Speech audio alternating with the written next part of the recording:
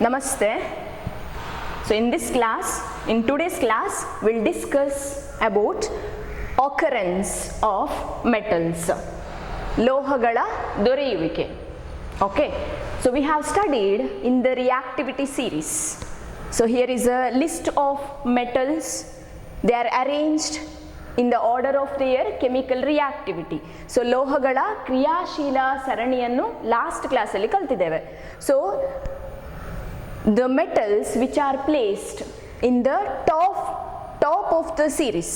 So ಯಾವ ಲೋಹಗಳನ್ನು ಆ ಸರಣಿಯಲ್ಲಿ ಮೇಲ್ಗಡೆ ನಾವು ಅರೇಂಜ್ ಮಾಡಿದೆವಾ, for example potassium, sodium, calcium, magnesium, aluminium, all these metals they are very very reactive.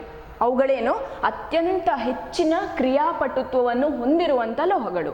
ಅದೇ ನೀವು ಜಿಂಕ್ ಇರ್ಬೋದು, ಜಿಂಕ್ ಅಂದರೆ ಸತು ಅಂತ ಏನು ಹೇಳ್ತೀರಿ, ಅಯನ್ ಕಬ್ಬಿಣ, ಲೆಡ್ ಸೀಸ, ಕಾಪರ್, ಇದೆಲ್ಲವೂ ಏನಂತ ಹೇಳಿದ್ರೆ ಮಧ್ಯಮವಾಗಿ ಕ್ರಿಯಾಪಟುತ್ವವನ್ನು ಹೊಂದಿರುವಂಥ ಲೋಹಗಳು.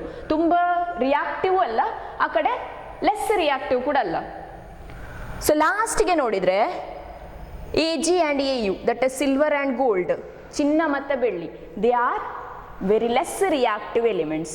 ಸೊ ಈಗ ಈ ಎಲ್ಲ ಲೋಹಗಳು ಬರೀ ಇಷ್ಟು ಲೋಹಗಳಲ್ಲ, ಈಗ ಮಾಡರ್ನ್ ಪಿರಿಯಾಡಿಕ್ ಟೇಬಲಲ್ಲಿ ನಾವೇನು ನೋಡಿದ್ದೇವಲ್ಲ ಅಷ್ಟು ಎಲಿಮೆಂಟ್ಸ್ಗಳಲ್ಲಿ, ಧಾತುಗಳಲ್ಲಿ 80% ಇರುವಂತಹ ಲೋಹಗಳು ಅವುಗಳು ಹೇಗೆ ಸಿಗ್ತವೆ? ಸೊ ಹೆಚ್ಚಿನ ಎಲ್ಲ ಲೋಹಗಳು, most of the metals they found in the earth crust, ಭೂಮಿಯ ಅಥವಾ ಭೂ ತೊಗಟೆಯಲ್ಲಿ ಅವುಗಳು ಸಿಗ್ತದೆ.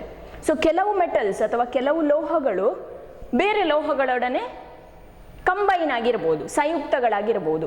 ಈಗ ನೀವು ಸೀ ವಾಟರ್ ಅಂತ ತಗೊಂಡ್ರೆ, ಸಮುದ್ರದ ನೀರಿನಲ್ಲಿ ಹೌದಾ ಉಪ್ಪು ಸಿಗ್ತದೆ ನಮಗೆ, ಸಾಲ್ಟ್.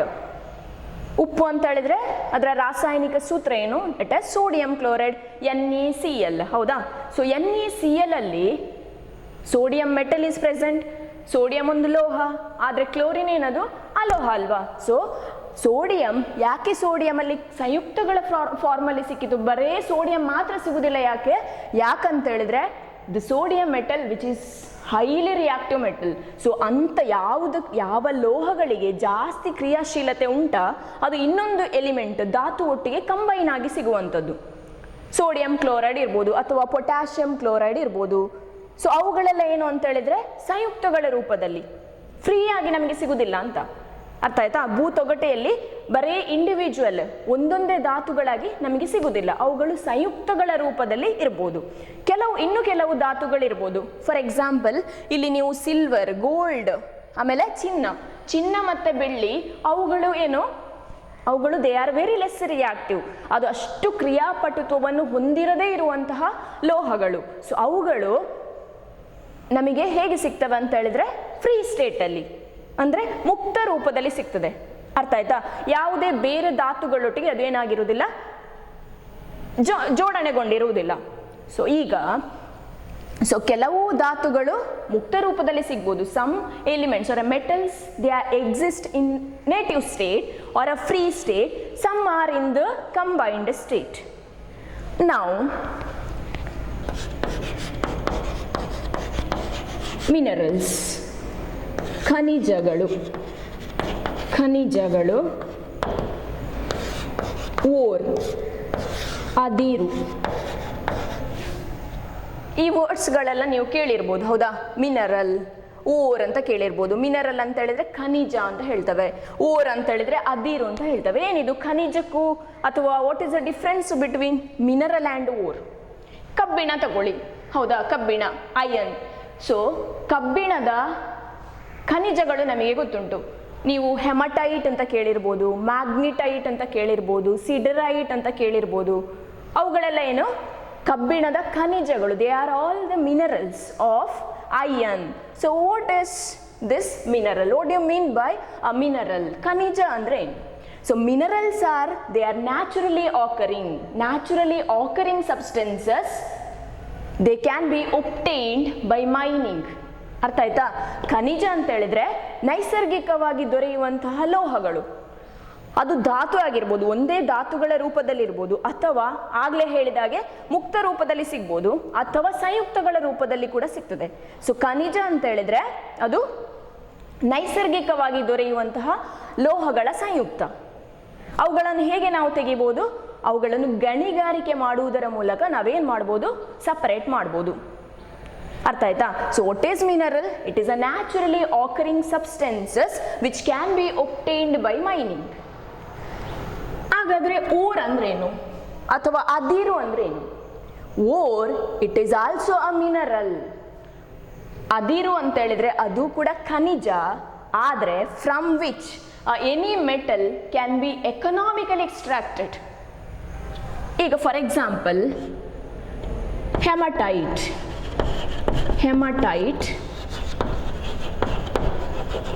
ಹೆಮಟೈಟ್ ಇದು ಕಬ್ಬಿಣದ ಖನಿಜ ಕೂಡ ಹೌದು, ಅದಿರು ಕೂಡ ಹೌದು.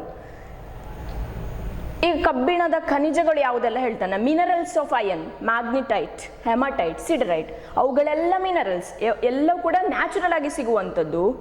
ಆದರೆ ಆ ಎಲ್ಲ ಖನಿಜಗಳಿಂದ, ಎಲ್ಲ ಮಿನರಲ್ಸಿಂದ ಯಾವ ಮಿನರಲಿಂದ ನಾವು ಕಬ್ಬಿಣವನ್ನು ಲಾಭಯುಕ್ತವಾಗಿ ತೆಗಿಲಿಕ್ಕಾಗ್ತದೆ? ಯಾವುದು ಎಕನಾಮಿಕಲಿ ಚೀಪ್, ನಮಗೆ ಜಾಸ್ತಿ ಖರ್ಚಿಲ್ಲದೆ ಆರಾಮ್ಸೆ ಅಂದರೆ ಆರಾಮದಾಯಕವಾಗಿ ಅಥವಾ ಲಾಭದಾಯಕವಾಗಿ ಯಾವ ಮಿನರಲಿಂದ ಕಬ್ಬಿಣವನ್ನು ತೆಗಿಲಿಕ್ಕೆ ಬರ್ತದ? That is ore. So ore is also a mineral from which a metal can be economically extracted. So hematite ಇರ್ಬೋದು, magnetite, siderite, ಇವುಗಳೆಲ್ಲ minerals. What are minerals? Naturally occurring substances can be obtained by mining. ಗಣಿಗಾರಿಕೆ ಮಾಡುವುದರ ಮೂಲಕ ಆ mineral ಅಲ್ಲಿರುವಂತಹ ಕಬ್ಬಿಣವನ್ನು ತೆಗಿಬಹುದು. ಹಾಗಾದರೆ ಈ ಎಲ್ಲ ಮಿನರಲ್ಸ್ಗಳಲ್ಲಿ, ಖನಿಜಗಳಲ್ಲಿ hematite is an ore of iron. ಅರ್ಥ ಆಯ್ತಾ? ಇದೆಲ್ಲವೂ ಅದಿರು ಅಂತ ಹೇಳಲಿಕ್ಕೆ ಆಗುದಿಲ್ಲ. What you mean by ore? Ore is a mineral, it is also mineral. Hematite it is also mineral from which a metal can be economically extracted. ಅಂದರೆ ಈ magnetite ಮತ್ತು ಸಿಡರೈಟ್ಗೆ ಕಂಪೇರ್ ಮಾಡಿದರೆ ಹೆಮಟೈಟ್ ಮಿನರಲಿಂದ ಕಬ್ಬಿಣವನ್ನು ಲಾಭದಾಯಕವಾಗಿ ನಾವು ಚೀಪಾಗಿ ಎಕ್ಸ್ಟ್ರಾಕ್ಟ್ ಮಾಡಲಿಕ್ಕಾಗ್ತದೆ. ಸೊ ಯಾವ ಮಿನರಲಿಂದ ಒಂದು metal, ಲೋಹವನ್ನು ಖರ್ಚಿಲ್ಲದೆ, ಜಾಸ್ತಿ ಖರ್ಚಿಲ್ಲದೆ ಎಕ್ಸ್ಟ್ರಾಕ್ಟ್ ಮಾಡಲಿಕ್ಕೆ ಬರ್ತದ, ಲೋಹಗಳನ್ನು ಉದ್ಧರಣ ಮಾಡಲಿಕ್ಕೆ ಬರ್ತದ, ಆ ಖನಿಜವನ್ನು ಅದಿರು ಅಂತಲೂ ಹೇಳ್ತಾರೆ. ಅರ್ಥ ಆಗ್ತಾ ಉಂಟಾ? So all the minerals are not ores. ಎಲ್ಲ ಖನಿಜಗಳು ಅದಿರುಗಳಲ್ಲ. ಕನ್ಫ್ಯೂಷನ್ ಬೇಡ, ಇದಷ್ಟು ನಿಮಗೆ ಗೊತ್ತಾಗದಿದ್ರೆ ಬಿಟ್ಬಿಡಿ. ಸೊ ಎಲ್ಲ ಖನಿಜಗಳು ಅದಿರುಗಳಾಗುವುದಿಲ್ಲ. ಅರ್ಥ ಆಯ್ತಾ? But all the ores are minerals. ಎಲ್ಲ ಖನಿಜಗಳು ಅದಿರುಗಳಲ್ಲ. ಯಾಕೆ ಅಲ್ಲ ಹೇಳಿ? ಖನಿಜಗಳಲ್ಲಿ ಯಾವುದರಿಂದ ಮೆಟಲನ್ನು, ಲೋಹವನ್ನು ಖರ್ಚಿಲ್ಲದೆ ತೆಗಿಲಿಕ್ಕೆ ಬರ್ತದ ಅದು ಅದಿರು. ಅರ್ಥ ಆಗ್ತಾ ಉಂಟಾ? ಸೊ ಎಲ್ಲ ಖನಿಜಗಳು ಅದಿರು ಆಗುದಿಲ್ಲ, ಆದರೆ ಎಲ್ಲ ಅದಿರು ಖನಿಜ ಹೌದಲ್ವಾ? ಅರ್ಥ ಆಯ್ತಲ್ಲ? ಕರೆಕ್ಟ್ ತಿಳ್ಕೊಳ್ಳಿ. So difference between mineral and ore. What is mineral? It is naturally occurring substances can be extracted or obtained by mining. ಖನಿಜ ಅಂತ ಹೇಳಿದ್ರೆ ನೈಸರ್ಗಿಕವಾಗಿ ದೊರೆಯುವಂತಹ ಲೋಹಗಳ ಸಂಯುಕ್ತ. ಅವುಗಳನ್ನು ಗಣಿಗಾರಿಕೆ ಮಾಡುವುದರ ಮೂಲಕ ನಾವು ಸಪರೇಟ್ ಮಾಡಲಿಕ್ಕೆ ಬರ್ತದೆ. What is ore? ಅದಿರು. Ore is also mineral. ಅದಿರು ಅನ್ನೋದು ಅದು ಖನಿಜ ಕೂಡ ಹೌದು. ಅದರಿಂದ ಲೋಹವನ್ನು ಲಾಭದಾಯಕವಾಗಿ ಸಪರೇಟ್ ಮಾಡಲಿಕ್ಕೆ ಬರಬೇಕು. So ore is also mineral from which a metal can be economically extracted.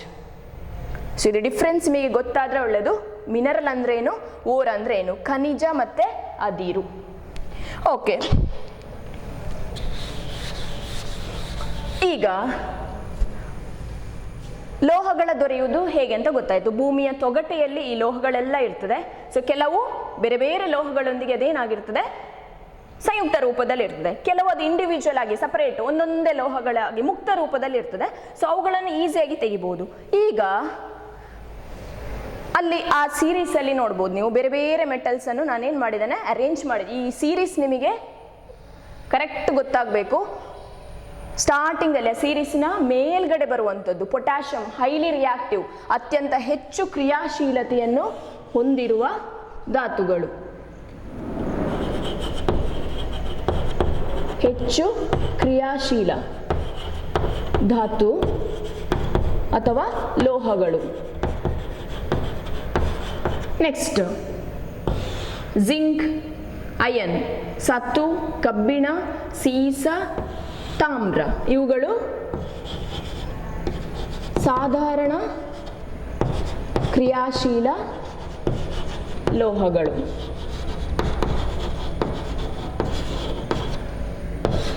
ಚಿನ್ನ, ಬೆಳ್ಳಿ, ಸಿಲ್ವರ್ ಆ್ಯಂಡ್ ಗೋಲ್ಡ್ ಹೆಚ್ಚು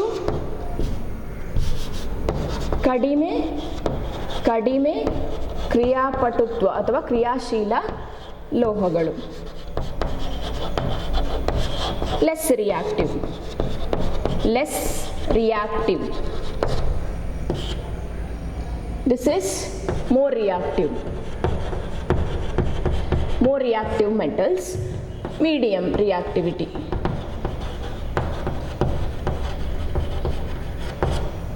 ಹೌದಾ? ಸೊ ಕೆಲವು ಲೋಹಗಳನ್ನು ಹೆಚ್ಚು ಕ್ರಿಯಾಶೀಲ ಲೋಹಗಳಂತೇಳಿ ಪರಿಗಣಿಸಬಹುದು. They are more reactive metals: potassium, sodium, calcium, magnesium, aluminium. Next zinc, iron, lead, they are medium reactivity, the metals with the medium reactivity. And some metals like silver, gold, they are less reactive metals. So ನಾವೇನು ಮಾಡಬಹುದು, ಲೋಹಗಳ ಕ್ರಿಯಾಶೀಲತೆಯ ಮೇಲೆ ಅವುಗಳನ್ನು 3 ಥರ ನಾವು ವಿಂಗಡಣೆ ಮಾಡಬಹುದು. ಹೌದಾ? ಸೊ ಕೆಲವು ಲೋಹಗಳನ್ನು ಹೆಚ್ಚು ಕ್ರಿಯಾಶೀಲ ಲೋಹಗಳನ್ನಾಗಿ ಹೇಳ್ಬೋದು, ಅಥವಾ ಇನ್ನು ಕೆಲವು ಲೋಹಗಳ ಕ್ರಿಯಾಶೀಲತೆ ಜಾಸ್ತಿ ಇಲ್ಲ, ಆ ಕಡೆ ತುಂಬ ರಿಯಾಕ್ಷನ್ ಕೂಡ ಇಲ್ಲ, ರಿಯಾಕ್ಟಿವಿಟಿ ತೋರಿಸೋದಿಲ್ಲ, ಆ ಕಡೆ ಕಡಿಮೆ ಕೂಡ ಇಲ್ಲ, ಮೀಡಿಯಂ ರಿಯಾಕ್ಟಿವಿಟಿ. ಇನ್ನು ಕೆಲವು ಕಡಿಮೆ ಕ್ರಿಯಾಶೀಲ ಅಥವಾ ಲೆಸ್ ರಿಯಾಕ್ಟಿವ್ ಮೆಟಲ್ಸ್. ಸೊ ಇವುಗಳನ್ನು ಹೇಗೆ ಸಪರೇಟ್ ಮಾಡೋದು, ಹೇಗೆ ನಾವು ಎಕ್ಸ್ಟ್ರಾಕ್ಟ್ ಮಾಡೋದು?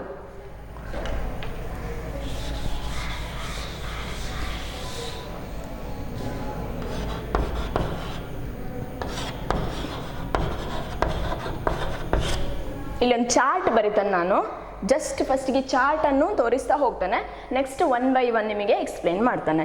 ಸೊ ನಾವು ಆ ಲೋಹಗಳು ಸಂಯುಕ್ತ ರೂಪದಲ್ಲಿ ಇದ್ದರೆ ಅವುಗಳನ್ನು ನಾವು ಹೇಗೆ ಎಕ್ಸ್ಟ್ರಾಕ್ಟ್ ಮಾಡ್ಬೋದು, ಲೋಹಗಳ ಉದ್ಧರಣ ಹೇಗೆ, ಲೋಹೋದ್ಧರಣ ಅಂತ ನಿಮ್ಮ ಟೆಕ್ಸ್ಟ್ ಬುಕ್ಕಲ್ಲಿ ಉಂಟು. ಇಟ್ ಆಸ್ ಲೋಹೋದ್ಧರಣ ಅಥವಾ extraction of metals. Okay.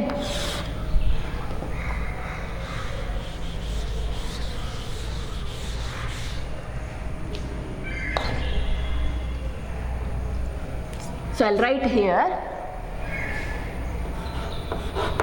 ore, adiru,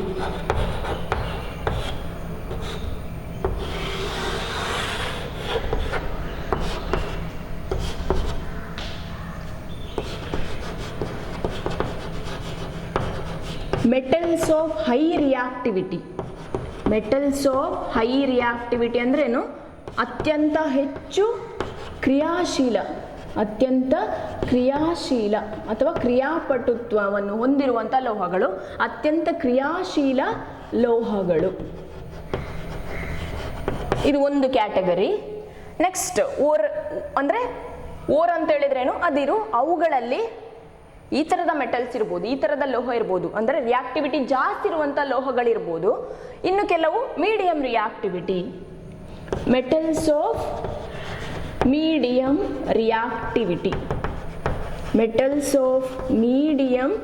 reactivity, ಸಾಧಾರಣ ಕ್ರಿಯಾಶೀಲತೆಯನ್ನು ಹೊಂದಿರುವ ಲೋಹಗಳು, ಸಾಧಾರಣ ಕ್ರಿಯಾಶೀಲತ ಲೋಹ. Next, metals of less or low reactivity.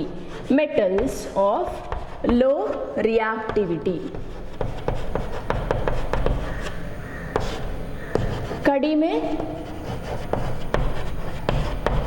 ಕ್ರಿಯಾಶೀಲ ಲೋಹಗಳು. ಓಕೆ, 3 ಥರದಲ್ಲಿ ಲೋಹಗಳು ಅದಿರಿನ ಫಾರ್ಮಲ್ಲಿ ಇರ್ಬೋದು. ಅಂದರೆ the metals are in a 3 different states, that is metals of high reactivity, metals of medium reactivity and metals of low reactivity. Metals of high reactivity, ಈಗ ಅತ್ಯಂತ ಹೆಚ್ಚಿನ ಕ್ರಿಯಾಶೀಲತೆಯನ್ನು ಹೊಂದಿರುವಂಥ ಲೋಹಗಳು ಅದಿರಿನ ರೂಪದಲ್ಲಿದ್ದರೆ, if it is in the ore form, how to extract a metal from such type of ore. ನಾವು ಹೇಗೆ ಅಂಥ ಲೋಹಗಳನ್ನು ಏನು ಮಾಡ್ಬೋದು, ಎಕ್ಸ್ಟ್ರಾಕ್ಟ್ ಮಾಡೋದು ಹೇಗೆ? ಡೈರೆಕ್ಟ್ ಆಗಿ ತೆಗಿಲಿಕ್ಕೆ ಬರ್ತದಾ ಅಥವಾ ಬೇರೆ ಏನಾದರೂ ಕೆಮಿಕಲ್ ರಿಯಾಕ್ಷನ್ಸ್ ಮಾಡಬೇಕಾ? ಎಸ್, ಇಲ್ಲಿ ಏನು ಮಾಡ್ಬೇಕಂತ ಹೇಳಿದ್ರೆ we need to do the electrolysis. Electrolysis ಅದೇನು ಅಂತ ನೆಕ್ಸ್ಟ್ ನಾನು ಎಕ್ಸ್ಪ್ಲೇನ್ ಮಾಡ್ತೇನೆ. So it as electrolysis of molten ore. Electrolysis, ದ್ರವಿಸಿದ ಅದಿರಿನ ವಿದ್ಯುತ್ ವಿಭಜನೆ. ವಿದ್ಯುತ್ ವಿಭಜನೆ ಅಂದರೆ ಈಗ ಒಂದು ಜಸ್ಟ್ ನಾನು ಈಗ ಹೇಳ್ತಾನೆ, ಹೈ ರಿಯಾಕ್ಟಿವಿಟಿ ಇರುವಂಥ ಮೆಟಲ್ ಸೋಡಿಯಂ ಆಗ್ತದೆ, ಹೌದಾ? ಸೋಡಿಯಂ ಪೊಟ್ಯಾಷಿಯಂ ಆಗ್ತದೆ. ನಾನೇನು ಹೇಳಿದೆ, ಸೋಡಿಯಂ ಯಾವುದು ಜಾಸ್ತಿ ರಿಯಾಕ್ಟಿವ್ ಮೆಟಲ್ ಇರ್ತದೋ ಅವುಗಳು ಸಂಯುಕ್ತ ರೂಪದಲ್ಲಿ ಇರ್ತದೆ, ಅವುಗಳು ಕಂಬೈನ್ಡ್ ಫಾರ್ಮಲ್ಲಿ ಭೂಮಿಯ ಕ್ರಸ್ಟಲ್ಲಿ ಸಿಗುದು ನಮಗೆ, ಹೌದಾ? ಅರ್ತ್ ಕ್ರಸ್ಟಲ್ಲಿ ಸಿಗುದು. ಈಗ ಸೋಡಿಯಂ ಕ್ಲೋರೈಡ್ ಫಾರ್ಮದಲ್ಲಿ ಉಂಟು, ಹೌದಾ? ನಮಗೆ ಸಿಗುದು ಹೇಗೆ? ಉಪ್ಪು NaCl ಅಲ್ವಾ? ಸೊ ಸೋಡಿಯಂ ಕ್ಲೋರೈಡ್, ಅಲ್ಲಿ ಕ್ಲೋರಿನ್ ಕೂಡ ಉಂಟು, ಸೋಡಿಯಂ ಕೂಡ ಉಂಟು. ನಮಗೆ ಬರೇ ಸೋಡಿಯಂ ಅನ್ನು ತೆಗಿಬೇಕು. ಯಾವ ಥರ, ಏನು ಮಾಡಬಹುದು? ಅದಕ್ಕೆ ಏನು ಮಾಡ್ಬೇಕು ನಾವು? We need to do the electrolysis of molten ore. Molt ಅಂದ್ರೆ ಏನು? ಮೋಲ್ಟ್ ಅಂತ ಹೇಳಿದ್ರೆ ಆ ಸೋಡಿಯಂ ಕ್ಲೋರೈಡ್ ಅನ್ನು ವಾಟ್ರಲ್ಲಿ ಡಿಸಾಲ್ವ್ ಮಾಡಬೇಕು. Dry form of sodium chloride is dissolved in water. ನಾವೇನು ಮಾಡ್ಬೇಕಂತ ಹೇಳಿದ್ರೆ ದ್ರವಿಸಿದ ಅದಿರು. ದ್ರವಿಸಿದ ಅಂದ್ರೆ ಏನು? ಅವುಗಳನ್ನು ದ್ರವ ಸ್ಥಿತಿಗೆ ತರಬೇಕು ನಾವು. ಉಪ್ಪನ್ನು ದ್ರವ ಸ್ಥಿತಿಗೆ ತಂದು ಮತ್ತೆ ಇಲೆಕ್ಟ್ರಾಲಿಸಿಸ್ ಅಂದ್ರೆ ಏನು? ಎರಡು ಧನಾಗ್ರ ಮತ್ತೆ ಋಣಾಗ್ರಗಳನ್ನು ಹಾಕಬೇಕು ನಾವು. ಅಂದರೆ ಪವರ್ ಸಪ್ಲೈ, ಕರೆಂಟ್ ಪಾಸ್ ಮಾಡಬೇಕು ಆ ಸೊಲ್ಯೂಷನಿಗೆ. ಅದು ನೆಕ್ಸ್ಟ್ ನಾನು ಡಿಟೇಲ್ ಆಗಿ ಹೇಳ್ತೇನೆ ನಿಮಗೆ. ಕರೆಂಟ್ ಪಾಸ್ ಮಾಡಬೇಕು. ಕ್ಯಾಥೋಡ್ ಮತ್ತು ಆ್ಯನೋಡ್ ಯೂಸ್ ಮಾಡಿ ಆ ಸೊಲ್ಯೂಷನ್ಗೆ ಡಿಪ್ ಮಾಡಿ ಕರೆಂಟ್ ಪಾಸ್ ಮಾಡುವಾಗ ನಿಮಗೆ NaCl ಇಂದ ಸೋಡಿಯಮನ್ನು ಸಪರೇಟ್ ಮಾಡಲಿಕ್ಕೆ ಆಗ್ತದೆ. ಅರ್ಥ ಆಯ್ತಾ? So metals of high reactivity, for that we need to do the process called electrolysis of molten ore. ಅದಷ್ಟು ಆದಮೇಲೆ ನಿಮಗೆ NaCl ಇಂದ ಬರೇ ಸೋಡಿಯಂ ಸಿಗ್ತದೆ. ಆ ಎಕ್ಸ್ಟ್ರಾಕ್ಟ್ ಮಾಡಿದ ಸೋಡಿಯಮಲ್ಲಿ ಇಂಪ್ಯೂರಿಟೀಸ್ ಇರ್ತದೆ, ಹೌದಾ? ಇನ್ನು ಇಂಪ್ಯೂರಿಟೀಸ್ ಎಲ್ಲ ಉಳ್ಕೊಂಡಿರ್ಬೋದು. ಸೊ ಅದನ್ನು ನಾವು ತೆಗೆದ ಮೇಲೆ ಏನು ಮಾಡ್ಬೋದು? ನಿಮಗೆ ಸಿಗುವ ಲೋಹ it is in pure form, ಶುದ್ಧ ಲೋಹ. ಇಷ್ಟು ಪ್ರೋಸೆಸ್ಸನ್ನು ನಾವು ಮಾಡಲಿಕ್ಕೆ ಉಂಟು. ಸೊ ನೆಕ್ಸ್ಟ್ ನೋಡುವ. ಹಾಗಾದರೆ ಮೆಟಲ್ಸ್ ಆಫ್ ಮೀಡಿಯಂ ರಿಯಾಕ್ಟಿವಿಟಿ, ಸಾಧಾರಣ ಕ್ರಿಯಾಶೀಲತೆಯನ್ನು ಹೊಂದಿರುವಂಥ ಲೋಹಗಳನ್ನು ಅವುಗಳ ಅದಿರಿನಿಂದ ಹೇಗೆ ಎಕ್ಸ್ಟ್ರಾಕ್ಟ್ ಮಾಡ್ಬೋದು? ಅವುಗಳ ಓರಿನಿಂದ how we can extract the metals of medium reactivity.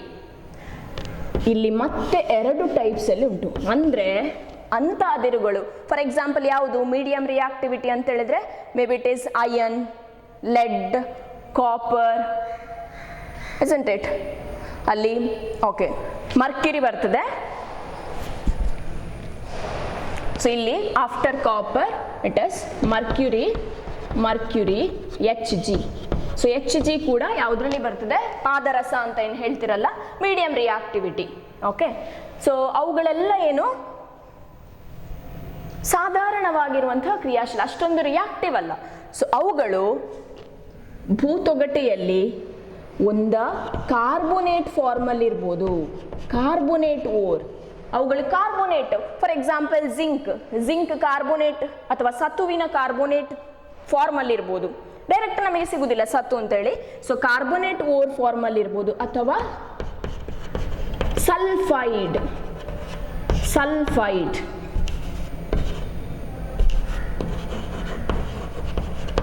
Sulphide ಅದಿರು, ಇದು ಕಾರ್ಬೋನೇಟ್. ಗೊತ್ತಾಗ್ಬೋದು ಅನ್ಕೊಳ್ತಾನೆ, ಕಾರ್ಬೋನೇಟ್ ಅದಿರು. ಅವುಗಳನ್ನ ಏನು ಮಾಡೋದು? ಕಾರ್ಬೋನೇಟ್ ಫಾರ್ಮಲ್ಲಿ ಇದ್ದರೆ ನಾವು ಅದನ್ನು ಕ್ಯಾಲ್ಸಿನೇಷನ್ ಮಾಡಬೇಕು. ಕ್ಯಾಲ್ಸಿನೇಷನ್ ಏನು ಅಂತೆಲ್ಲ ನಾನು ಹೇಳಲಿಕ್ಕುಂಟು ಇನ್ ಡಿಟೇಲ್. ಸೊ ಕ್ಯಾಲ್ಸಿನೇಷನ್ ಮಾಡಬೇಕು. ಕ್ಯಾಲ್ಸಿನೇಷನ್ ಅಥವಾ ಇದನ್ನೇನು ಹೇಳ್ತಾರೆ? ಕಾಸುವಿಕೆ ಅಂತ ಹೇಳ್ತಾರೆ. ಕಾಸುವಿಕೆ. ಓಕೆ, ಕ್ಯಾಲ್ಸಿನೇಷನ್ ಅಂತ ಹೇಳಿದ್ರೆ ಹೀಟ್ ಮಾಡೋದು. Heating carbonate ore in the limited supply of air.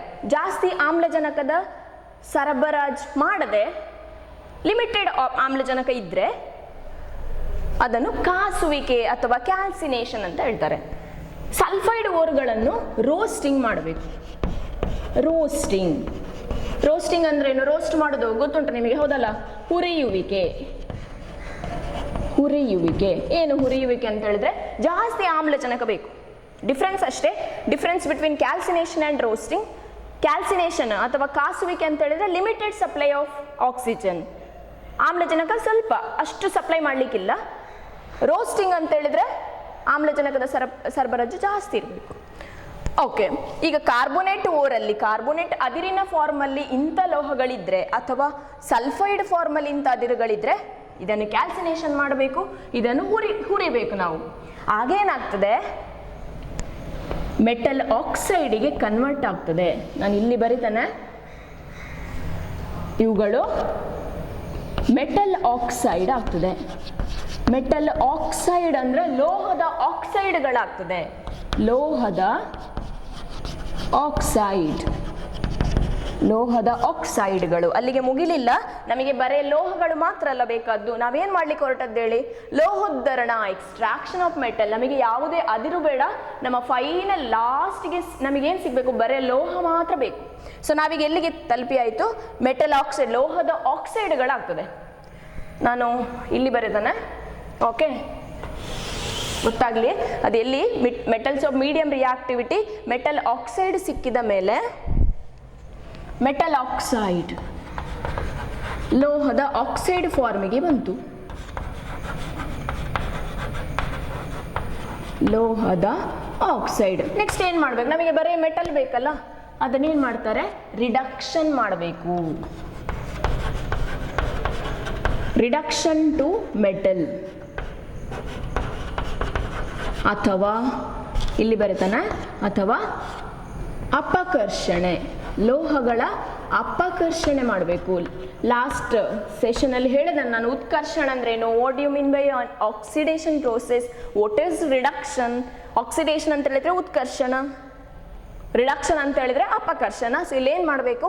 ಲೋಹದ ಆಕ್ಸೈಡ್ ಉಂಟಲ್ಲ, ಅದರಿಂದ ನಮಗೆ ಬರೇ ಲೋಹ ಮಾತ್ರ ಬೇಕು. ನಾವೇನು ಮಾಡಬೇಕು? ಅಪಕರ್ಷಣೆ ಮಾಡಬೇಕು, ಅಥವಾ ರಿಡಕ್ಷನ್ ಟು ಮೆಟಲ್. ಸೊ ಏನಾಗ್ತದೆ? ಇಲ್ಲಿ ನಿಮಗೆ ಲೋಹ ಸಿಗ್ತದೆ, ಮೆಟಲ್. ಲಾಸ್ಟ್ ಏನು ಮಾಡಬೇಕು? ಅವುಗಳಲ್ಲಿ ಇಂಪ್ಯೂರಿಟಿ ಇರ್ಬೋದು, ಅವುಗಳು ಶುದ್ಧ ರೂಪದಲ್ಲಿ ಇರಲಿಕ್ಕಿಲ್ಲ, ಕೆಲವು ಕಲ್ಮಶಗಳಿರ್ಬೋದು, ಇಂಪ್ಯೂರಿಟೀಸ್ ಇರ್ಬೋದು, ಮಡ್ಡಿ ಏನಂತ ಹೇಳ್ತಿರಲ್ಲ, ಗ್ಯಾಂಗ್ ಅಂತ ಹೇಳ್ತಾರೆ ಅದನ್ನು. ಸೊ ಅವುಗಳನ್ನೆಲ್ಲ ನಾವೇನು ಮಾಡಬೇಕು? ರಿಮೂವ್ ಮಾಡಬೇಕು. We need to remove those impurities present in the metal. Okay, so ಅದನ್ನೆಲ್ಲ ಏನು ಮಾಡಬೇಕು? ಪ್ಯೂರಿಫಿಕೇಶನ್ ಮಾಡಬೇಕು. Purification. So after that you will get pure metal ಸಿಗ್ತದೆ. ಇದೆಲ್ಲ ನೆಕ್ಸ್ಟ್ ನಾವು ನೋಡುವ, ಇನ್ ಡಿಟೇಲ್ ಆಗಿ ಸ್ಟಡಿ ಮಾಡ್ಲಿಕ್ಕೆ ಉಂಟು. ಇದು ಜಸ್ಟ್ ಸ್ಕಿಮ್ಯಾಟಿಕ್ ರೆಪ್ರೆಸೆಂಟೇಷನ್ ಮಾತ್ರ. ಓಕೆ, ನಾವೆಲ್ಲಿದ್ದೆವು? ಮೆಟಲ್ಸ್ ಆಫ್ ಹೈ ರಿಯಾಕ್ಟಿವಿಟಿಯನ್ನು ಹೇಗೆ ಸಪರೇಟ್ ಮಾಡೋದು ಅಂತ ನೋಡಿ ಆಯಿತು. Then it is about metals of medium reactivity. Next ಇನ್ನೊಂದು ಯಾವುದು ಉಳಿದದ್ದು? Metals of low reactivity. ಇವುಗಳು ಸಲ್ಫೈಡ್ ಫಾರ್ಮಲ್ಲಿ ಇರ್ತದೆ. ಸಲ್ಫೈಡ್ ಓರ್ ಅಥವಾ ಸಲ್ಫೈಡಿನ ಅದಿರು. ಅವುಗಳನ್ನು ನೋಡಿ, ಇಲ್ಲಿ ಆಲ್ರೆಡಿ ನಾನು ಎಕ್ಸ್ಪ್ಲೇನ್ ಮಾಡಿದ್ದೇನೆ. ಸಲ್ಫೈಡ್ ಓರಲ್ಲಿದ್ದರೆ ಅವುಗಳನ್ನು ಹುರಿಬೇಕು, ನಾವು ರೋಸ್ಟಿಂಗ್ ಮಾಡಬೇಕು. ಸೊ ಸಲ್ಫೈಡ್ ಓರಲ್ಲಿದ್ದದನ್ನು ಏನು ಮಾಡಬೇಕು? ರೋಸ್ಟಿಂಗ್. ಅರ್ಥ ಆಯ್ತಾ? ಇದು ಇದರ ಹಾಗೆ ರೋಸ್ಟಿಂಗ್, ಹುರಿಯುವಿಕೆ. ಅದನ್ನು ರೋಸ್ಟಿಂಗ್ ಅಂದ್ರೆ ಏನು? It is heating the ore with the excess amount of oxygen. So ಜಾಸ್ತಿ ಆಮ್ಲಜನಕದ ಸರಬರಾಜು, ಆಮ್ಲಜನಕವನ್ನು ಕೊಟ್ಟು ಹೀಟ್ ಮಾಡುವಂಥದ್ದು, ದಟ್ ಈಸ್ ರೋಸ್ಟಿಂಗ್. ಅದಾದಮೇಲೆ ಏನಾಗ್ತದೆ? You will get metal oxide. Same ಅದೇ ಪ್ರೊಸೀಜರ್. ರೋಸ್ಟ್ ಮಾಡಿದ ಮೇಲೆ ಮೆಟಲ್ ಆಕ್ಸೈಡ್ ಆಗ್ತದೆ, ಲೋಹದ ಆಕ್ಸೈಡ್ ಆಗ್ತದೆ. ನೆಕ್ಸ್ಟ್ ಸೇಮ್ ಲೋಹದ ಆಕ್ಸೈಡನ್ನು ಅಪಕರ್ಷಣೆ ಮಾಡೋದು. ಇಲ್ಲಿ ಇದೇ ಸ್ಟೆಪ್, ರಿಡಕ್ಷನ್ ಟು ಮೆಟಲ್, ಅಪಕರ್ಷಣೆ ಮಾಡಿ ಲೋಹವನ್ನು ಎಕ್ಸ್ಟ್ರಾಕ್ಟ್ ಮಾಡಿ ಲಾಸ್ಟಿಗೆ ಪ್ಯೂರಿಫೈ ಮಾಡೋದು, ಪ್ಯೂರಿಫಿಕೇಶನ್. ಓಕೆ, ಈ ಜಸ್ಟ್ ಒಂದು ಚಾರ್ಟನ್ನು ನೋಡ್ಕೊಳ್ಳಿ. ನಾನು ಈಗ ಒಂದೊಂದೇ ಎಕ್ಸ್ಪ್ಲೇನ್ ಮಾಡಲಿಕ್ಕೆ ಉಂಟು.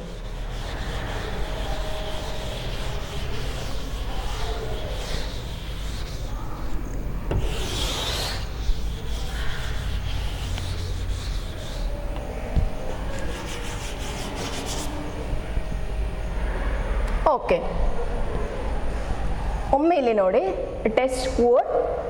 ಸೊ ಅವುಗಳಲ್ಲಿ ಏನೋ ಈ ಥರದ ಮೆಟಲ್ಸ್ ಇರ್ಬೋದು. ಇಲ್ಲಿ ಒಂದು ಸ್ಟೆಪ್ ಬರ್ತದೆ, ಕಾನ್ಸಂಟ್ರೇಷನ್ ಆಫ್ ದ ಓರ್ ಅಂತ. ನಿಮ್ಮ ಟೆಕ್ಸ್ಟ್ ಬುಕ್ಕಲ್ಲಿ ಎಷ್ಟು ಡಿಟೇಲ್ ಆಗಿಲ್ಲ, ನೀವು ಮುಂದೆ ಹೈಯರ್ ಕ್ಲಾಸಸ್ಸಿಗೆ ಹೋದರೆ ಅದರ ಬಗ್ಗೆ ಸಪ್ರೇಟ್ ಡಿಟೇಲ್ ಆಗಿ ಎಕ್ಸ್ಪ್ಲನೇಷನ್ ಉಂಟು. ನಾನೇನು ಮಾಡ್ತೇನೆ ಅಂತ ಹೇಳಿದ್ರೆ, I consider metals of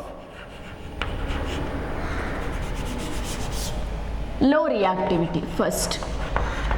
Extraction of metals from the ores where metal is of low reactivity.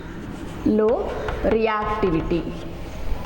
Metals of low reactivity ಅಂತ ಹೇಳಿದ್ರೆ ಕಡಿಮೆ ಕ್ರಿಯಾಶೀಲ ಹೊಂದಿರುವ ಅಥವಾ ಕ್ರಿಯಾಪಟುತ್ವ ಹೊಂದಿರುವಂತಹ ಲೋಹಗಳು.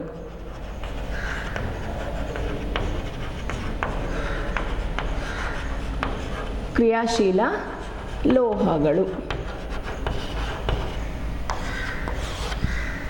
ನಾನು ಎಕ್ಸಾಂಪಲ್ ಪಾದರಸ ಅದರ ಅದಿರು ದಟ್ ಆಸ್ HGS. ಇಲ್ಲಿ ನೋಡಿ ಸಲ್ಫೈಡ್ ಓರಲ್ಲಿ ಇರ್ತದಂತ ಆಗಲೇ ಹೇಳಿದೆ ನಾನು. Metals of low reactivity, it is in ಸಲ್ಫೈಡ್ನ ಫಾರ್ಮಲ್ಲಿ ಇರ್ತದೆ. ಸೊ ನಾನಿಲ್ಲಿ HGS, it is known as ಸಿನಾಬಾರ್.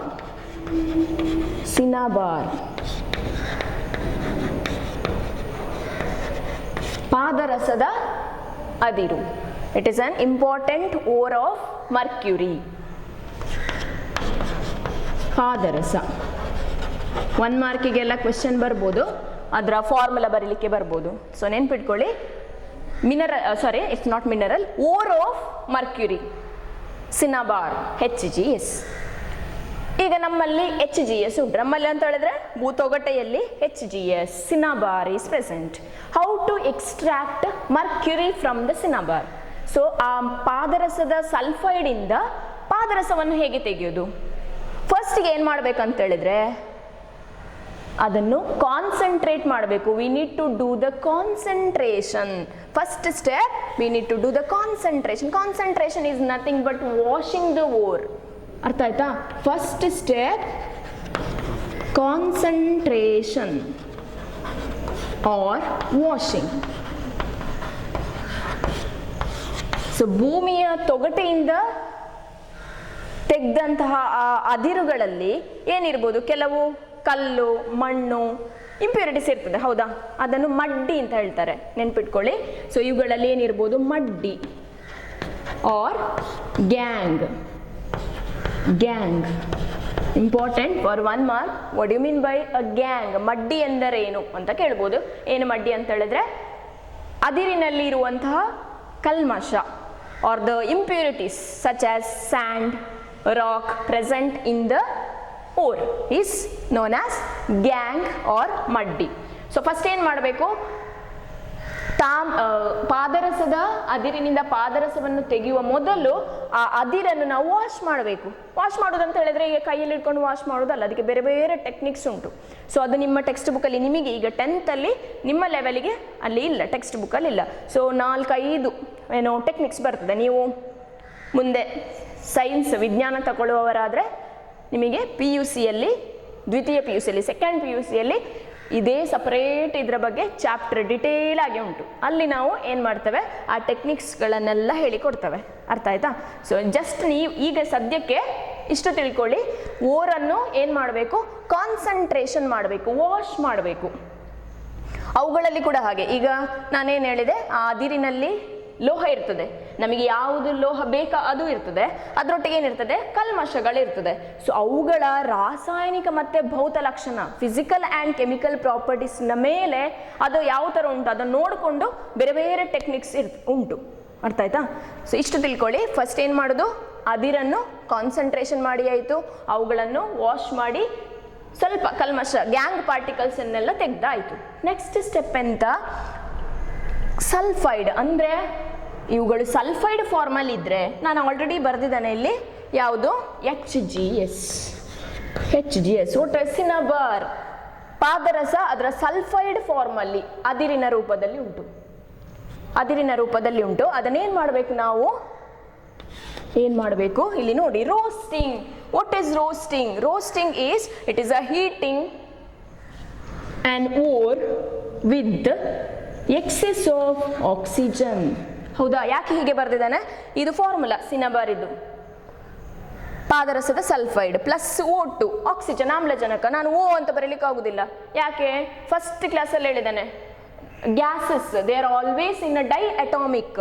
ಈ ಥರನೇ ಇರೋದು. ನೈಟ್ರೋಜನ್ ಅಂತ ಹೇಳಿದ್ರೆ N ಅಂತ ಬರೆಯುವ ಕ್ರಮ ಇಲ್ಲ. ಯಾವಾಗ ನೀವು ಅದನ್ನು ಅನಿಲ ಅಂತ ಹೇಳ್ತೀರಾ ಆವಾಗ N2 ಅಂತಲೇ ಬರೀಬೇಕು. ಸಿಂಗಲ್ ನೈಟ್ರೋಜನ್ ಅಂತ ಬರೆದ ಅದು ಆಟಮ್ ಆಯ್ತು, ನೈಟ್ರೋಜನ್ ಆಟಮ್. ಅದನ್ನು ಅನಿಲ ಅಂತ ಹೇಳಲಿಕ್ಕೆ ಆಗುದಿಲ್ಲ, ಗ್ಯಾಸ್ ಅಂತ ಹೇಳಲಿಕ್ಕೆ ಆಗುದಿಲ್ಲ. ಸೊ ಯಾವಾಗಲೂ ಧಾತುಗಳನ್ನು ಅನಿಲ ರೂಪದಲ್ಲಿ ಬರೆಯುವಾಗ ಈ ಫಾರ್ಮಲ್ಲಿ ಇರಬೇಕು, ಡೈ ಅಟಾಮಿಕ್ ದ್ವಿಕಣಗಳಾಗಿರ್ಬೇಕು ಅದು O2. Okay, heat. ನಾನೇನು ಮಾಡ್ತಾ ಇದ್ದೇನೆ? ರೋಸ್ಟಿಂಗ್. ನಾನು ಹುರಿತಾ ಇದ್ದೇನೆ ಏನನ್ನು? HGS ಅನ್ನು. ರೋಸ್ಟ್ ಮಾಡಬೇಕಾದ್ರೆ ಏನು ಬೇಕು? ಆಕ್ಸಿಜನ್ ಆಮ್ಲಜನಕದ ಸಪ್ಲೈ ಬೇಕು. ಹೌದಾ? ಎಷ್ಟು ಸಪ್ಲೈ ಮಾಡಬೇಕು? ಜಾಸ್ತಿ. Excess amount of oxygen is supplied. What happens? ಇಲ್ಲಿ ಆಕ್ಸಿಡೇಷನ್ ಆಗ್ತದೆ, ಉತ್ಕರ್ಷಣೆ ಆಗ್ತದೆ. ಹೇಳಿದ್ದೇನೆ ನಾನು, ನೆನ್ಪು ಮಾಡ್ಕೊಳ್ಳಿ. ಆಕ್ಸಿಡೇಷನ್ ಅಂದ್ರೆ ಏನು? ಎಡಿಷನ್ ಆಫ್ ಆಕ್ಸಿಜನ್, ಉತ್ಕರ್ಷಣೆ. ಆಮ್ಲಜನಕದ ಆ್ಯಡ್ ಆಗುದು. ಆಮ್ಲಜನಕವು ನಮ್ಮ ಸಂಯುಕ್ತಕ್ಕೆ ಏನಾಗುದು? ಮಿಶ್ರಣವಾಗುದು. ಅದು ಆ್ಯಡ್ ಆಗುವುದನ್ನು ಉತ್ಕರ್ಷಣೆ ಅಂತ ಹೇಳ್ತಾರೆ, ಆಕ್ಸಿಡೇಷನ್ ಅಂತ ಹೇಳ್ತಾರೆ. ಇಲ್ಲಿ ನೋಡಿ, ಈ ಅದಿರಿನಲ್ಲಿ there are 2 elements, mercury Hg which is a metal. ಇನ್ನೊಂದು ಯಾವುದು? ಸಲ್ಫರ್. ಎಲ್ಲಿ ಬರ್ತದೆ ಇದು? ಇದು ಅಲೋಹ. ಸೊ ಇದು ಸಂಯುಕ್ತ ರೂಪದಲ್ಲಿ ಉಂಟು. ನಾನೇನು ಮಾಡ್ತಿದ್ದೇನೆ? ರೋಸ್ಟ್ ಮಾಡುವಾಗ ಆಕ್ಸಿಜನ್ 2 ಎಲಿಮೆಂಟ್ಗೆ, 2 ಧಾತುಗಳಿಗೆ ಆಮ್ಲಜನಕದ ಪರಮಾಣು ಆ್ಯಡ್ ಆಗಬೇಕು. ಸೊ ನಾನೀಗ ಪಾದರಸಕ್ಕೆ ಒಂದು ಆಕ್ಸಿಜನ್ ಆ್ಯಡ್ ಮಾಡ್ತಾನೆ, ಆ್ಯಡ್ ಮಾಡಿ HgO ಅಂತ ಬರೀತಾನೆ. ಅರ್ಥ ಆಯ್ತಾ?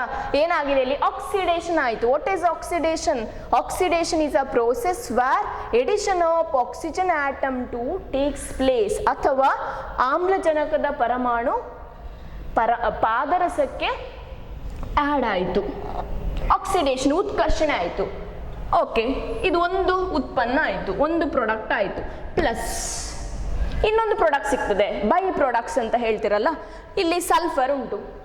ಏನು? ಸಲ್ಫರ್ ಗಂಧಕ ಅಂತ ಹೇಳ್ತೀರಿ. So sulphur with addition of oxygen what happens? Sulphur dioxide. SO ಆಗುದಿಲ್ವಾ? SO2 ಆಗಬೇಕಾ? SO ಆಗುದಿಲ್ಲ. ಇಂಥದ್ದೊಂದು ಕಾಂಪೌಂಡೇ ಇಲ್ಲ. ಸೊ ನಮ್ಮ ಕೆಮಿಸ್ಟ್ರಿಯಲ್ಲಿ ಹೇಗಂತ ಹೇಳಿದ್ರೆ ಬೇಕಾದಾಗೆ ನಮಗೆ ಮನಸ್ಸಿಗೆ ಬಂದಾಗೆ ಬರಲಿಕ್ಕೆ ಆಗುದಿಲ್ಲ. ಸೊ SO ಅನ್ನೋದು ಇಲ್ಲ ನೇಚರಲ್ಲಿ. ಅದು ನೀವು ನೆಕ್ಸ್ಟ್ ಮುಂದೆ ಕಲಿತ ಹಾಗೆ ನಿಮಗೆ ಗೊತ್ತಾಗ್ತದೆ ಹೇಗೆ ಬರೆಯೋದು. ಇಲ್ಲಿ ಸ್ವಲ್ಪ ಕಷ್ಟ. ಇವುಗಳು ಹೇಗೆ ಒಂದು ಅಂದಾಜು ಮಾಡಿ ಬರೀಲಿಕ್ಕೆ ಕಷ್ಟ. ನೀವೇನು ಮಾಡ್ಬೇಕಂತ ಹೇಳಿದ್ರೆ ಬರ್ದು ಪ್ರಾಕ್ಟೀಸ್ ಮಾಡಬೇಕು. Okay, so SO2. ಇಲ್ಲಿ ಪಾದರಸದ ಸಲ್ಫೈಡ್ ಇದು ಯಾವ ಫಾರ್ಮಲ್ಲಿ ಇರ್ತದೆ? ಸಾಲಿಡ್ ಫಾರ್ಮ್, ಘನ ಸ್ಥಿತಿಯಲ್ಲಿ ಇರ್ತದೆ. ಈ ಥರ ಬರೆದ್ರೆ ಅದೇನರ್ಥ? ಮರ್ಕ್ಯುರಿಕ್ ಸಲ್ಫೈಡ್. ಪಾದರಸದ ಸಲ್ಫೈಡ್ ಯಾವ ಸ್ಥಿತಿಯಲ್ಲಿ? ಸಾಲಿಡ್ ಅಂದ್ರೆ ಏನು? ಘನ. ಇದನ್ನು ಬರೀಬೇಕು. ಫಿಸಿಕಲ್ ಸ್ಟೇಟ್, ಎಲ್ಲ ಸಂಯುಕ್ತಗಳ ಭೌತ ಸ್ಥಿತಿಯನ್ನು ನಾವು ತೋರಿಸಬೇಕು. ಆಕ್ಸಿಜನ್ ಆಮ್ಲಜನಕ ಯಾವುದು? ದ್ರವವಾದು, ಲಿಕ್ವಿಡ? No, it is gas. Small letter G ಅಂತ ಬರೀಬೇಕು, ಗ್ಯಾಸ್. ಮರ್ಕ್ಯುರಿಕ್ ಆಕ್ಸೈಡ್ ಇದು ಯಾವುದು? Solid. Next sulphur dioxide, gas. So ಎಲ್ಲ ಭೌತ ಸ್ಥಿತಿಗಳನ್ನು ನಾವು ಈ ಥರ ರೆಪ್ರೆಸೆಂಟ್ ಮಾಡಬೇಕು. ಇನ್ನೊಂದು, ನಿಮಗೆ ರಿಯಾಕ್ಷನ್ ಬ್ಯಾಲೆನ್ಸ್ ಮಾಡೋದನ್ನು ಕಲಿಸಿದ್ದಾರೆ, ಹೌದಾ? ರಾಸಾಯನಿಕ ಸಮೀಕರಣಗಳನ್ನು ಏನು ಮಾಡಬೇಕು? ಸರಿತೂಗಿಸಬೇಕು. ನಿಮ್ಮ ರಿಯಾಕ್ಷನ್ನ ಕೆಮಿಕಲ್ ರಾಸಾಯನಿಕ ಕ್ರಿಯೆಯ ಎಡಭಾಗ ಮತ್ತು ಬಲಭಾಗದಲ್ಲಿರುವ ಪರಮಾಣುವಿನ ಸಂಖ್ಯೆ ಸಮ ಇರಬೇಕು. ಸೊ ಇಲ್ಲಿ ನೋಡಿ ಹೇಗೆ ಬ್ಯಾಲೆನ್ಸ್ ಮಾಡ್ತೀರಿ. ಆಕ್ಸಿಜನ್ ಈ ಕಡೆ 2 ಆಕ್ಸಿಜನ್ ಇದೆ, ಇಲ್ಲೆಷ್ಟಿದೆ? 1, ಅಲ್ಲಿ 2, ಟೋಟಲ್ 3 ಆಕ್ಸಿಜನ್ ಉಂಟು. ಸೊ ಇಲ್ಲಿ ಬ್ಯಾಲೆನ್ಸ್ ಆಗಲಿಲ್ಲ. ಸಲ್ಫರ್ ಅಲ್ಲಿ 1, ಇಲ್ಲಿ 1 ಬ್ಯಾಲೆನ್ಸ್ ಆಗಿದೆ. ನಾವು ಫಸ್ಟಿಗೆ ಆಕ್ಸಿಜನ್ ಅನ್ನು ಬ್ಯಾಲೆನ್ಸ್ ಮಾಡ್ತಾ ಹೋಗಬೇಕು. ನಾನೇನು ಮಾಡ್ತಾನೆ? ಇಲ್ಲಿ 2 ಅಂತ ಬರೀತಾನೆ. ಆಕ್ಸಿಜನ್ ಎಷ್ಟಾಯ್ತು ಈಗ, ಮರ್ಕ್ಯುರಿ ಎಷ್ಟಾಯ್ತು, ಪಾದರಸ 2 ಆಯಿತು, ಇಲ್ಲಿ ಕೂಡ 2 ಅಂತ ಬರೀತಾನೆ. ಸೊ ಆ ಕಡೆ ಮತ್ತು ಈ ಕಡೆ ಪಾದರಸದ 2 ಪರಮಾಣು, ಅಲ್ಲಿ ಕೂಡ 2 ಪರಮಾಣು, ಅದು ಬ್ಯಾಲೆನ್ಸ್ ಆಯಿತು.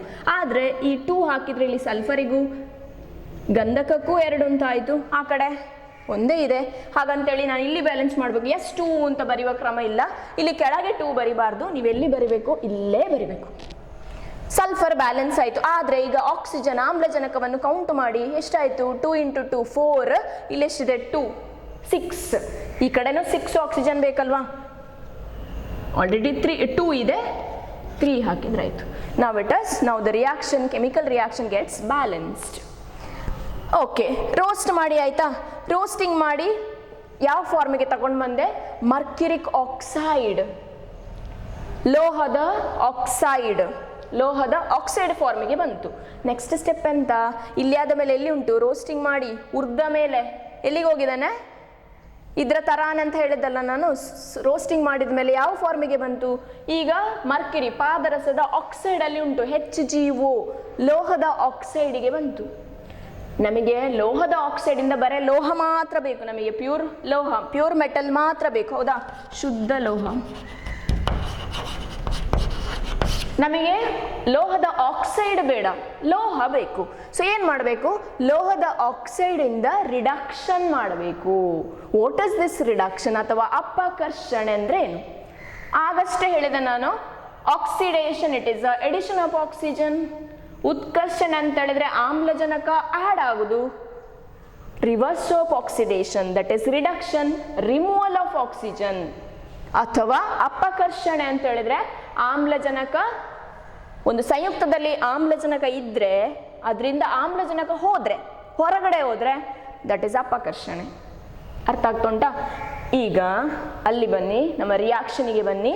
HgO ಲೋಹದ ಆಕ್ಸೈಡ್ ಉಂಟು, ನನಗೇನು ಬೇಕು, ಬರೇ ಲೋಹ ಮಾತ್ರ ಬೇಕು, Hg ಮಾತ್ರ ಬೇಕು, ಪಾದರಸ ಮಾತ್ರ ಬೇಕು. ನಾನೇನು ಮಾಡ್ತಾನೆ, HgO ಎಗೇನ್ ಇದನ್ನು ಹೀಟ್ ಮಾಡ್ತಾನೆ. ಮತ್ತಷ್ಟು ಏನು ಮಾಡಬೇಕು, ಕಾಸಬೇಕು. ನಿಮ್ಮ ಟೆಕ್ಸ್ಟ್ ಬುಕ್ಕಲ್ಲಿ ಆ ಥರ ಕೊಟ್ಟಿದ್ದಾರೆ. ಪಾದರಸದ ಆಕ್ಸೈಡ್ ಅನ್ನು ಇನ್ನಷ್ಟು ಕಾಸಿದಾಗ, ಕಾಸುವುದಂತ ಹೇಳಿದ್ರೆ ಹೀಟ್ ಮಾಡೋದು, ಫರ್ದರ್ ಅದನ್ನು ಹೀಟ್ ಮಾಡಿದಾಗ ಏನಾಗ್ತದೆ ಅಂತ ಹೇಳಿದ್ರೆ ಪಾದರಸದ ಆಕ್ಸೈಡಿಂದ ಆಮ್ಲಜನಕ ಹೊರಗೆ ಹೋಗ್ತದೆ. ಇಲ್ಲಿಂದ ಆಕ್ಸಿಜನ್ ಹೊರಗೋದ್ರೆ what happens, mercury, you will get only Hg plus. ಯಾಕೆ ಪ್ಲಸ್ ಬರುತ್ತದೆ, ಇಲ್ಲಿ ಉಂಟಲ್ಲ ಆಕ್ಸಿಜನ್ ಉಂಟಲ್ಲ, ಅದೇನಾಗಬೇಕು, ಈ ಸಂಯುಕ್ತದಿಂದ ಆ ಆಕ್ಸಿಜನ್ ಬಿಟ್ಟು ಹೋಗಬೇಕು. ಸೊ Hg ಮತ್ತು ಇಲ್ಲೇನು O ಅಂತ ಬರೆಯುವ ಕ್ರಮ ಇಲ್ಲ, ಹೇಳಿದಾನೆ ಇಟ್ ಇಸ್ ಗ್ಯಾಸ್. ನಾನೇನು ಬರಿಬೇಕು, O2 ಅಂತಲೇ ಬರಿಬೇಕು. ಅರ್ಥ ಆಗ್ತಾ ಉಂಟಾ? ಇಲ್ಲಿಂದ ಏನಾಯ್ತು, ಈಗ HgO ಇತ್ತು, ಪಾದರಸದ ಆಕ್ಸೈಡ್ ಇತ್ತು, ಅದರಿಂದ ಆಕ್ಸಿಜನ್ ಹೋಯ್ತಲ್ಲ, ರಿಡಕ್ಷನ್ ಆಯಿತು. This process is called reduction, ಅಪಕರ್ಷಣೆ. ರಿಡಕ್ಷನ್ ಅಂತ ಅಂದ್ರೇನು, removal of oxygen, ಅಪಕರ್ಷಣೆ.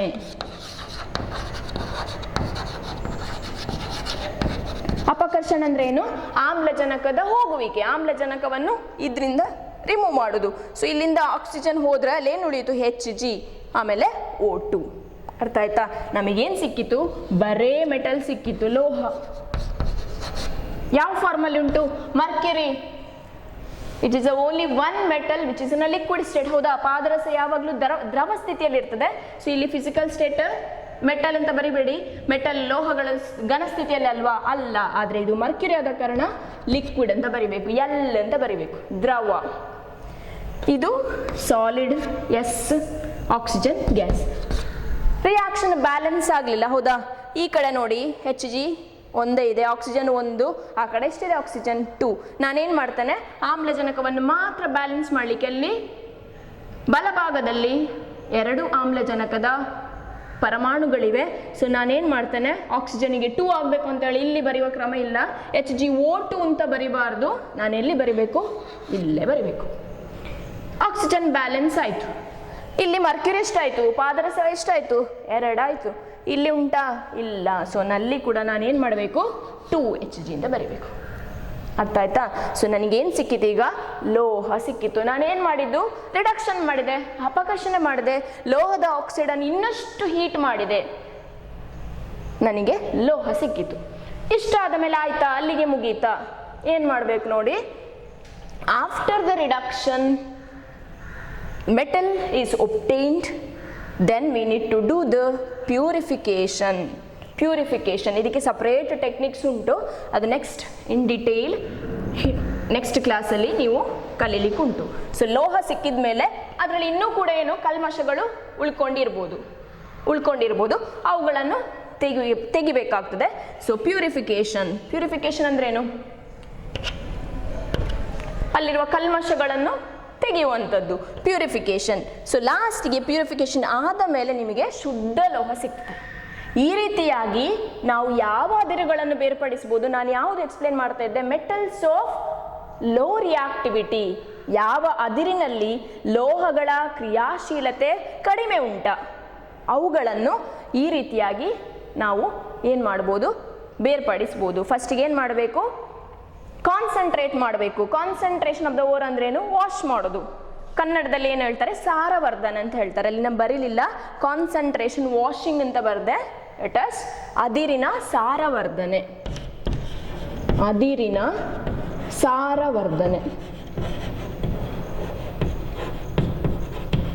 Okay, wash ಮಾಡಿ ನೆಕ್ಸ್ಟ್ ರೋಸ್ಟ್ ಮಾಡಿದರೆ ಆಯಿತು. ಸೊ ಇದೆಲ್ಲ ಇಂಪಾರ್ಟೆಂಟ್, ಓದಬೇಕು ನೀವು. ಓಕೆ.